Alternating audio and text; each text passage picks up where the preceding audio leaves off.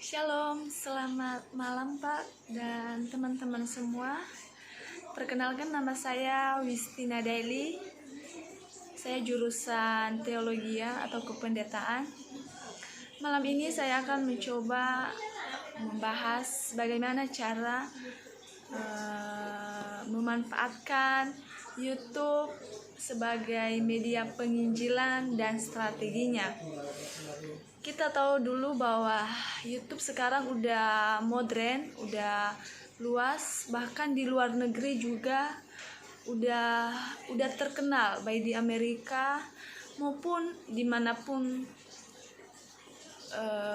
kita berada. Pasti YouTube sudah bisa kita pergunakan, baik sebagai buat tugas, buat pembelajaran, buat video apapun. Tetapi tugas saya sekarang adalah saya akan menjelaskan bagaimana cara kita memanfaatkan YouTube sebagai media penginjilan dan strateginya. Cara kita menggunakan YouTube sebagai media penginjilan dan strateginya adalah dengan kita menggunakan YouTube itu saat kita memvideokan, dengan kita melakukan sebuah video,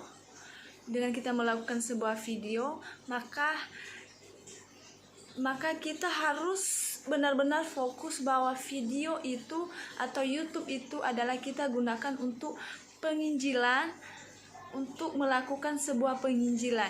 Jadi jika kita menggunakan YouTube itu untuk penginjilan, itu baru namanya YouTube kita gunakan sebagai penginjilan. YouTube juga tidak terbatas. YouTube juga bukan hanya kita manfaatkan untuk penginjilan, tetapi kita bisa gunakan YouTube itu buat kita buat video apapun, buat cara pemberitahuan yang lain, atau cara kita gunakan YouTube itu untuk melakukan hal-hal yang lain. Jadi sekarang bagaimana kita memanfaatkan YouTube itu sebagai media penginjilan dan strateginya? Caranya adalah dengan kita melakukan sebuah YouTube itu adalah intinya adalah untuk penginjilan. Jangan ada saat kita membuat sebuah YouTube, kita jangan campur. Kalau dia sebagai video kita buat untuk penginjilan, harus fokus dalam sebuah penginjilan. Strateginya adalah kita harus melakukannya dengan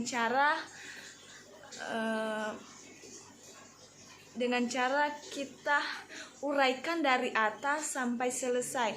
Jadi pada saat kita sudah melihat atau kita sudah membuat YouTube, kita harus fokus bahwa YouTube itu kita buat untuk penginjilan, kita buat untuk cara bagaimana isinya itu benar-benar untuk penginjilan.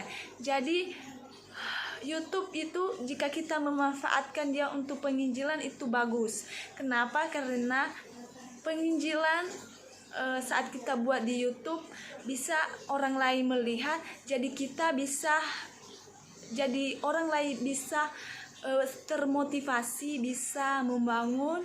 Jadi apapun tujuan kita, yang penting saat kita membuat YouTube harus fokus dalam strategi membuat penginjilan. Bagaimana cara kita membuat yang namanya penginjilan.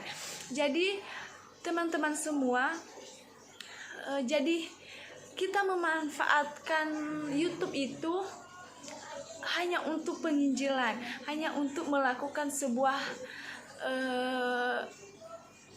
video. Saat kita membuat video itu dan kita buat di YouTube, maka kita harus benar-benar isinya adalah kalau isinya atau judulnya adalah penginjilan, harus isinya benar-benar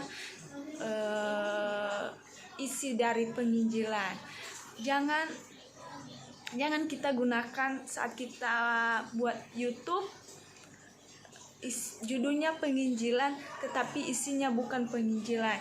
Jadi kita harus menguraikan isi dari penginjilan itu apa hal-hal, apa manfaatnya, apa bagiannya, apa strukturnya. Jadi saat kita membuat YouTube di video harus benar-benar kita pergunakan dengan baik. Demikian penjelasan dari saya. Maaf kalau kurang paham atau kurang begitu menyenangkan hati saudara.